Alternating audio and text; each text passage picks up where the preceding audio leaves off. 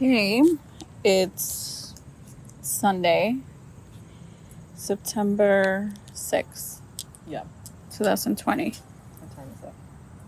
3:47 p.m. We are at The Garfield Park Conservatory.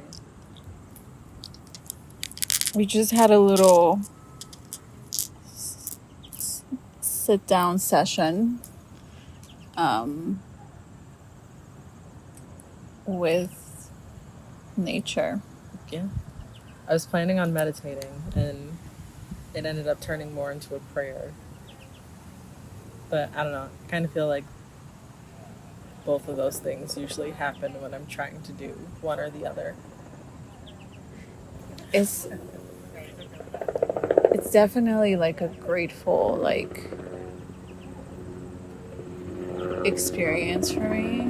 Nature just makes me feel like so much peace, and I can just sit here for hours, like just sitting here, like actually hearing like the leaves and the trees like getting blown by the wind and feeling everything.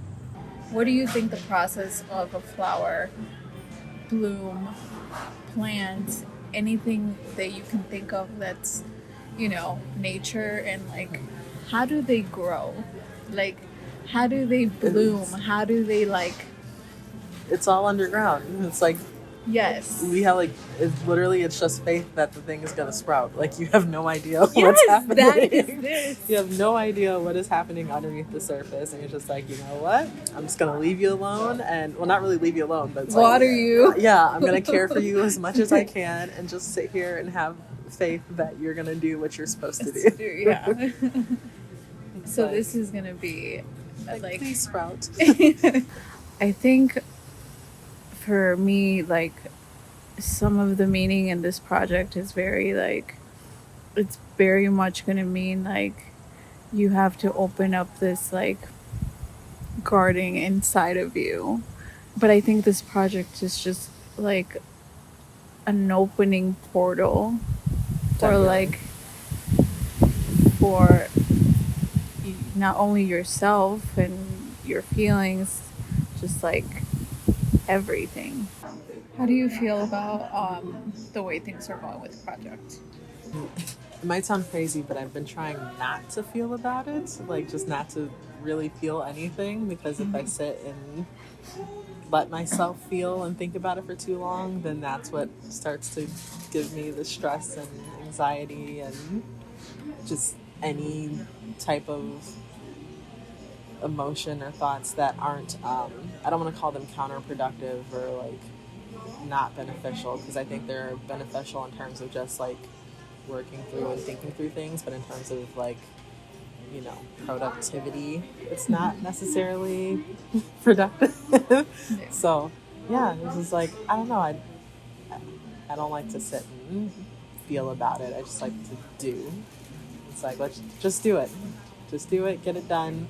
And I try not to think right now past whatever the next immediate couple steps are. I didn't plan like I usually do. It's just like, okay, go for it. We'll figure it out along the way. Yeah.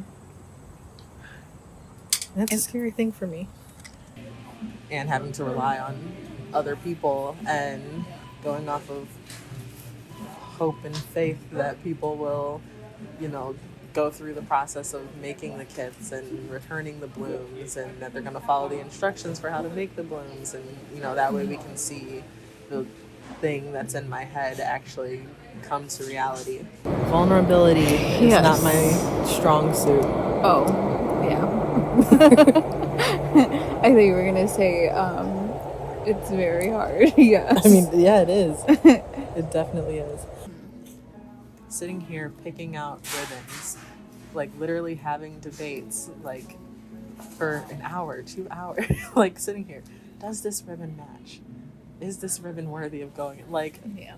It's like, that sounds like the most useless thing to be doing right now. And it's like, for me, that's that's what my everyday has been for the last couple weeks, and it's Yeah. exhausting. Yeah. It's like create on the creative side, creativity wise, I don't know.